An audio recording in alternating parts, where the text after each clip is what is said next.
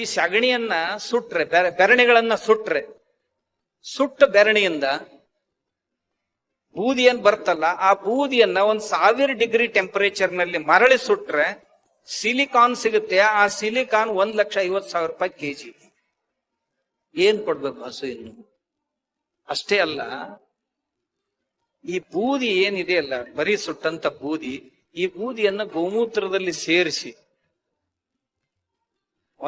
ಒಂದಿಷ್ಟು ಸಮಯ ಇಟ್ಟು ಆಮೇಲೆ ನೀರಿನಲ್ಲಿ ಹಾಕಿ ಬೆಳಗ್ಗೆ ಸ್ಪ್ರೇ ಮಾಡಿದ್ರೆ, ನಾನು ಲ್ಯಾಬೊರೇಟರಿಗೆ ತಗೊಂಡೋಗಿ ಟೆಸ್ಟ್ ಮಾಡಿಸಿದ್ದೀನಿ, NPK 3 ಇವೆ ಅದರಲ್ಲಿ.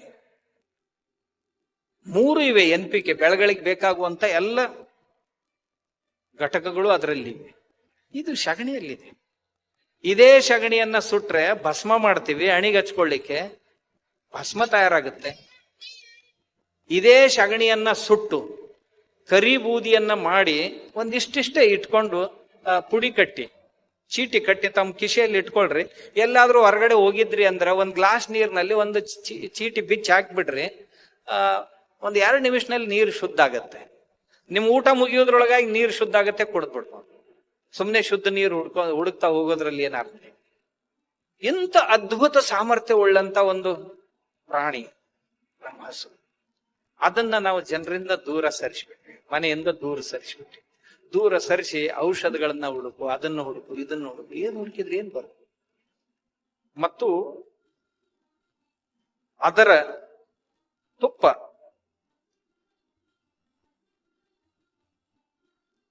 ಇದು 6,000 ರೂಪಾಯಿ ಕೆಜಿ.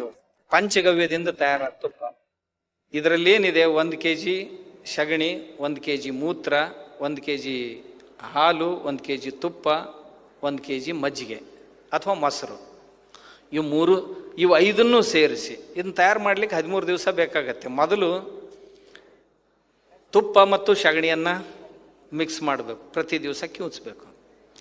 ಒಂದು 4-5 ದಿವಸ ಹೋಗುತ್ತೆ. ಆ ನಂತರ ಅದರಲ್ಲಿ ಹಾಲನ್ನು ಸೇರಿಸ್ಬೇಕು, ಆ ನಂತರ ಮೊಸರನ್ನ ಸೇರಿಸ್ಬೇಕು, ಆ ನಂತರ ಗೋಮೂತ್ರವನ್ನು ಸೇರಿಸ್ಬೇಕು. ಕೊನೆಗೆ 5 ಸೇರಿಸಿ ಒಲೆ ಮೇಲೆ ಇಡಬೇಕು.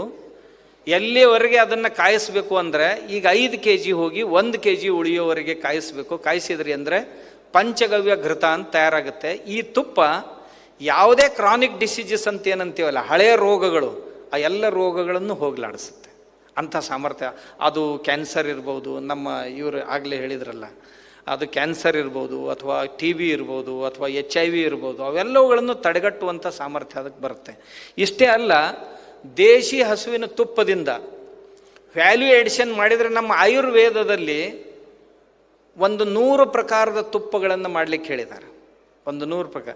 ಯಾರಿಗೆ ಡಯಾಬಿಟಿಸ್ ಆಯ್ತಲ್ಲ ಅವ್ರಿಗೇನು ಮಾಡೋದು? ಅರ್ಜುನ ಅರಿಷ್ಟ ತಯಾರು ಮಾಡೋದು, ಮೊದಲು ಕಷಾಯ. ಆ ಕಷಾಯವನ್ನು ತುಪ್ಪದಲ್ಲಿ ಹಾಕಿ ಕಾಯಿಸೋದಕ್ಕೆ ಆರಂಭ ಮಾಡೋದು.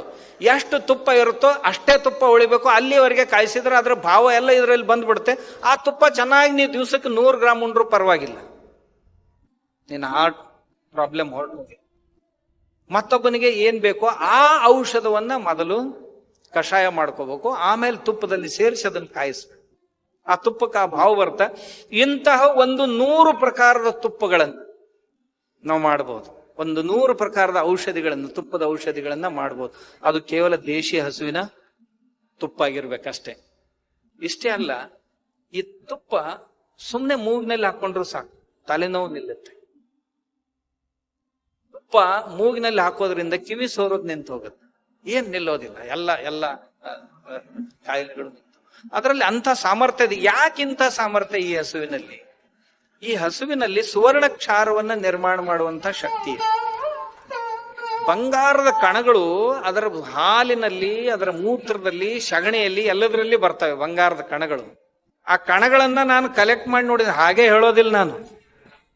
ನೀವು ಕೆಲವೊಂದು ಕೆಮಿಕಲ್ಗಳನ್ನ ಆ ಗೋಮೂತ್ರದಲ್ಲಿ ಹಾಕಿದ್ರೆ, ಒಂದೇ ಕೆಮಿಕಲ್ ಗೋಮೂತ್ರದಲ್ಲಿ ಹಾಕಿದ್ರೆ, ಅದರಲ್ಲಿ ನೀವು ಒಂದು ಉಂಗುರ ಬಿಡ್ರಿ ಬಂಗಾರದ್ದು, ಅಥವಾ ಒಂದು ಬ್ಲೇಡ್ ಅದರಲ್ಲಿ ಬಿಡಿ, 1 ರಿಂದ 2 ಗಂಟೆಯಲ್ಲಿ ಬಂಗಾರದ ಕಣಗಳೆಲ್ಲ ಅದಕ್ಕೆ ಮೆತ್ಕೊಳ್ತಾವ. ಆ ಕಣಗಳು ಇವೆಲ್ಲ ಕೆಲಸ ಮಾಡ್ತಾವ. ವ್ಯಕ್ತಿಯನ್ನ ಆರೋಗ್ಯತವಾಗಿ ಇಡುವಂತ, ನಮ್ಮ ಭೂಮಿಗೆ ಒಳ್ಳೆಯ ಗೊಬ್ಬರಗಳನ್ನ ನೀಡುವಂತ, ಜೀವಾಣುಗಳಿಗೆ ಸಾಮರ್ಥ್ಯವನ್ನ ನೀಡುವಂತ, ಈ ಸಾಮರ್ಥ್ಯಶಾಲಿಯಾದಂತ ಕೆಲಸವನ್ನ ನಮ್ಮ ಹಸುಗಳು ಆ ಬಂಗಾರದ ಕಣಗಳಿಂದ ಮಾಡ್ತವೆ. ನಾವು ಆ ಬಂಗಾರ ಕರಗಿಸಿ ಅದರಿಂದ ಬಂಗಾರ